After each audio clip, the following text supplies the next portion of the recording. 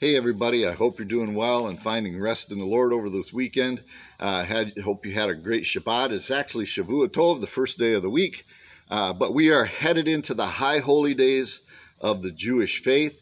And if you're Messianic, some Messianics celebrate these feasts also. And these feasts actually point in direction of Yeshua, the Messiah. So for a Messianic person, they do have meaning. There's one thing that we'll talk about that doesn't relate so much to Messianic people, and but we're going to go through this, and I want to start out with on Yom Teruah, or Rosh Hashanah, which is a day. It's the start of the Feast of Trumpets. So trumpets are sound, which I have here is a kudu horn, which is a shofar, and it's it's made specific for blowing. It has a mouthpiece and it's hollow, and you can get these anywhere in Israel or even here in the States. You can order them online.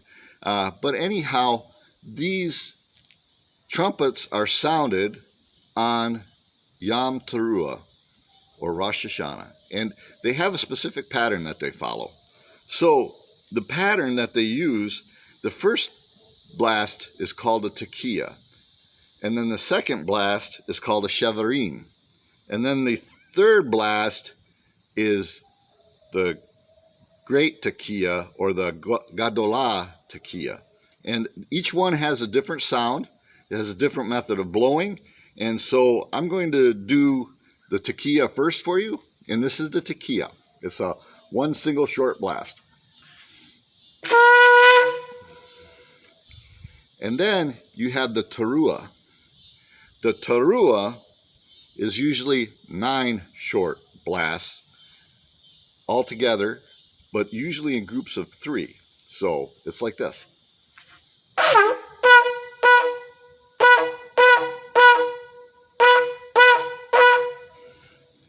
And then you have the finale, which is the great tekiah, or the gadolah tekiah, which the object of it is to hold as long as you possibly can. So I'm going to try this, and we'll go on through the lesson.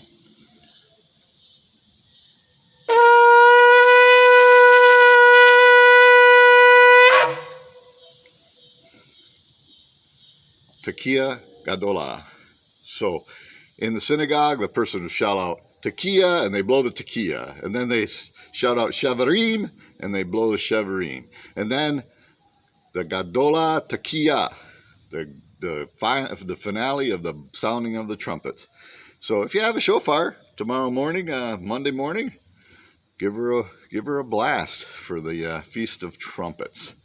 And so the next high holy day that we go into is Yom Kippur.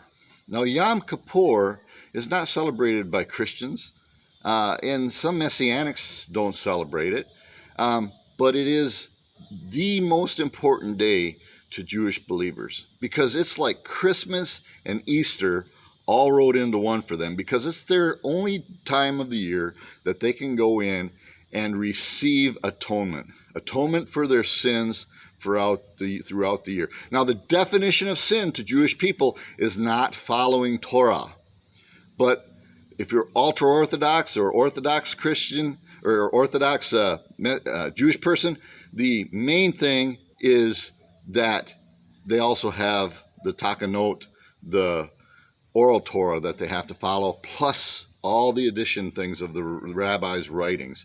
And so the rabbis have a slate of things that they've added, okay? And so Christians seem to have a takeaway problem, and Jewish people on the Orthodox side seem to have an addition problem. And it actually says in Scripture not either to take away or add to Scripture. So you should be following Scripture as close as you possibly can.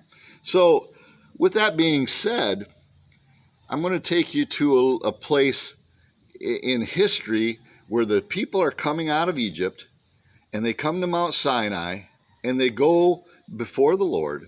And what happens when they go before the Lord is that Moses goes up on the mountain, goes away. The people get scared. They don't know what to do. And Aaron builds a golden calf. Well, that's a sin. And that was violating the Lord's covenant and was a real problem. But anyhow, as we get into Yom Teruah and the Yom Kippur, the High Holy Day, on the High Holy Day, the priest would sacrifice a bull, which the priest is the Levitical line, which is passed down from Aaron. So they are basically sacrificing a bull for their atonement. But for the people of Israel, it was 2 goats. They had to get 2 goats, and they would mark the goats. And traditionally, they would mark the goats with a red ribbon around their neck. Now, you have 2 goats. You have a goat that's to bear the sins, and that goat is basically the priest would lay his hands on the head of that particular goat, and that goat is called the Azazel goat, which is sent out into the wilderness, bearing all the sins of the people of Israel. And so this goat would be set out into the wilderness, which is kind of funny when you think about the Israelites, how long they were in the wilderness. But then it talks about Yeshua being taken into the wilderness. Paul in Scripture was taken into the wilderness. Lots of prophets were in the wilderness. And it's like this for us here in life. We're here in this world. It's a temporary place, but it's like a wilderness because we're in amongst anything that could take our lives, and we're in amongst sometimes it seems like such a dry and barren place. But at the end of the day, the Lord is God. But with the other goat, it would be sacrificed, and that was the goat that was for the Lord. Now, in Scripture it talks about, or not in Scripture, but in the writings, which is the Talmud of the Jewish people, it tells that they would take the thread from the sacrificial goat and they would put it over the lintel of the temple. And every year it would turn white. And now scholars disagree on this and Jewish people disagree on this, but this is kind of what happened, is they would put it over the lintel and it would turn white, but then after about 30 AD, it didn't turn white anymore. And now Jewish people would say, well, that doesn't mean anything. And Christian people would look at it and say, well, it's a definite sign that they sacrificed Messiah and that they were in disobedience, so their sins weren't atoned for. It can have a double meaning, but it is something that I believe is significant.